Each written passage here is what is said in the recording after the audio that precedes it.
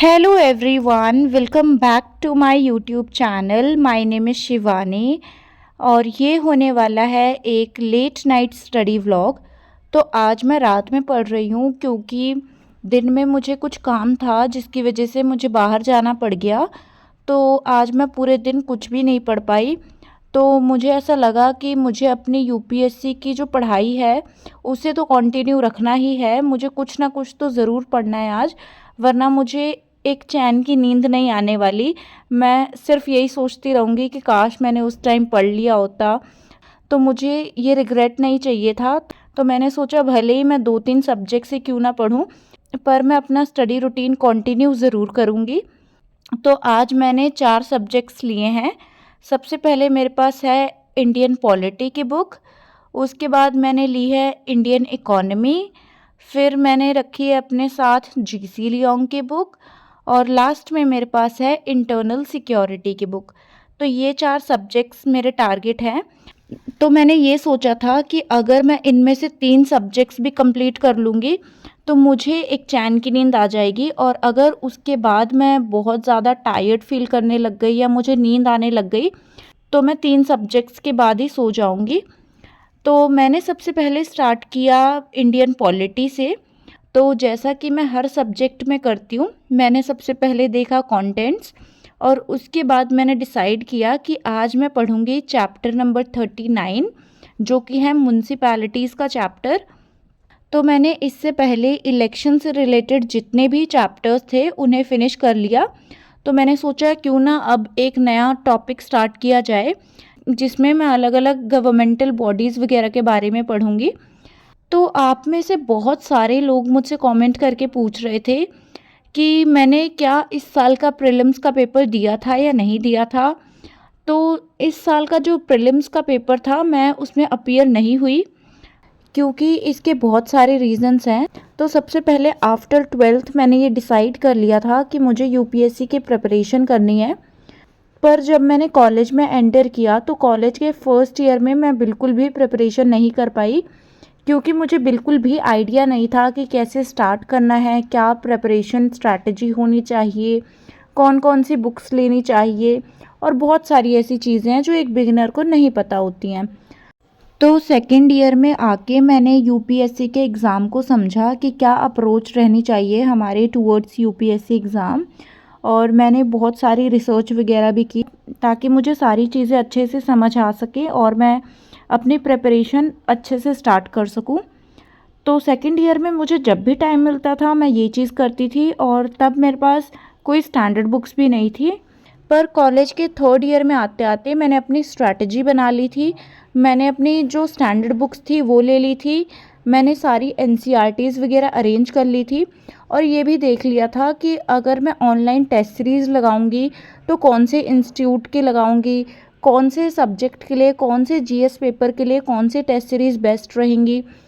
और साथ ही में मैंने नोट्स वगैरह के बारे में भी थोड़ी रिसर्च कर ली थी कि मैं कौन से सब्जेक्ट के लिए किस इंस्टीट्यूट के नोट्स मंगाऊंगी। तो ये सारी चीज़ें मैंने थर्ड ईयर तक आते आते कर ली थी। उसके बाद थर्ड ईयर में मैंने डिसाइड किया कि मैं अब अच्छे से प्रिपरेशन स्टार्ट करूँगी, अपना टाइम बिल्कुल भी वेस्ट नहीं करूँगी। तो अब से मैं डेली पढ़ाई कर रही हूँ यूपीएससी के लिए। पर जब मेरे कॉलेज के एग्ज़ाम आते हैं तब मेरी प्रिपरेशन में थोड़ा सा एक पॉज आ जाता है, या कह लीजिए कि मैं थोड़ा कम टाइम दे पाती हूँ अपनी प्रिपरेशन में, जिसकी वजह से मेरी यूपीएससी की प्रिपरेशन में काफ़ी इफ़ेक्ट भी पड़ता है। तो ये सारे रीज़न्स थे जिसकी वजह से मेरी जो प्रिपरेशन थी वो अच्छे से नहीं हो पाई, और मेरी प्रिपरेशन अभी चल ही रही है। तो इसीलिए मैं प्रीलिम्स के पेपर में इस साल अपीयर नहीं हुई। और मैंने ये सोचा है कि अगर मेरी प्रिपरेशन अच्छे से हो जाती है, मुझे ऐसा लगता है कि मैं 50-70% प्रिपेयर्ड हूँ, तो मैं अगले साल यूपीएससी के प्रीलिम्स में अपीयर होंगी। पर अगर मुझे ज़रा सा भी लगता है कि मैं प्रिपेयर्ड नहीं हूँ या मेरी प्रिपरेशन अच्छे से नहीं हो पाई है, तो मैं एक फुल फ्लेज्ड प्रिपरेशन करने के लिए 1 साल का ड्रॉप लूँगी और उसके बाद प्रीलिम्स में अपीयर होंगी। तो ये बात हो गई कि मैं यूपीएससी का अपना फर्स्ट अटेम्प्ट कब दूंगी, और मैंने यूपीएससी प्रीलिम्स क्यों नहीं दिया इस साल का। तो ये सारे रीज़न्स थे जिनकी वजह से इस साल मैं प्रीलिम्स में अपीयर नहीं हुई। और साथ ही में मैंने आपको ये भी बता दिया कि मैं अपना फ़र्स्ट अटेम्प्ट कब दूँगी। तो आप में से बहुत सारे लोग ये सोच रहे होंगे कि मैं आज ये तकिया रख के क्यों पढ़ाई कर रही हूँ। तो मेरा जो स्टडी टेबल था उसके ऊपर मैंने अपना कैमरा रखा हुआ है, क्योंकि जो मेरा ट्राइपॉड था वो टूट चुका है और मैंने न्यू ट्राइपॉड ऑर्डर कर दिया है, पर अभी उसकी डिलीवरी नहीं हुई है। तो इसीलिए मुझे वीडियो तो रिकॉर्ड करना ही था, तो मैंने थोड़ा जुगाड़ लगा के अपना कैमरा फ़िक्स किया और मैंने अपने स्टडी टेबल की जगह 4-5 कुशन्स रख दिए, जिसके ऊपर मैंने अपनी बुक्स रख के पढ़ाई की। और मुझे ऐसा बिल्कुल भी नहीं लगा कि मुझे थोड़ा अनकंफर्टेबल फ़ील हो रहा है। मैंने अच्छे से अपनी बुक्स रखी और अच्छे से मैं पढ़ाई कर रही थी।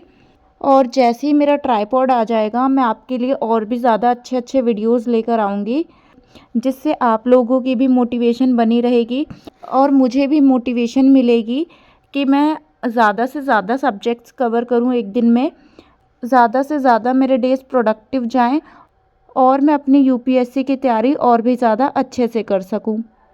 और आप में से कुछ लोग ये कमेंट करते हैं कि मैं वीडियोस क्यों बनाती हूँ, मुझे वीडियोस बनाने की जगह अपनी पढ़ाई पे फोकस करना चाहिए।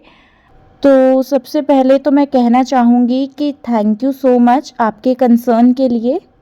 और सेकेंडली मैं कहना चाहूँगी कि जिस एग्ज़ाम की हम प्रिपरेशन कर रहे हैं, हम सिविल सर्वेंट्स बनना चाहते हैं और सिविल सर्वेंट्स की जो लाइफ होती है वो बहुत ही ज़्यादा हेक्टिक और बिज़ी होती है, जिसकी वजह से वो अपने माइंड और बॉडी को रिलैक्स करने के लिए कुछ हॉबीज़ करते हैं। सबकी अलग अलग हॉबीज़ हो सकती है।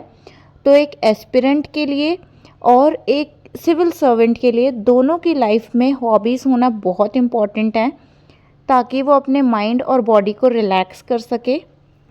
और यूपीएससी की प्रिपरेशन के दौरान भी हॉबीज़ होना बहुत ज़रूरी है। तो जब आप यूपीएससी के इंटरव्यू में भी जाते हैं, वहाँ पर भी आपको फॉर्म में अपनी हॉबीज़ भी फिल करनी होती है। तो हॉबीज़ बहुत ज़्यादा इम्पॉर्टेंट होती हैं, एक एस्पिरेंट की लाइफ में भी और एक सिविल सर्वेंट की लाइफ में भी। तो ये इस स्टडी व्लॉग का पार्ट 1 था। मैं आपसे नेक्स्ट वीडियो में मिलूँगी।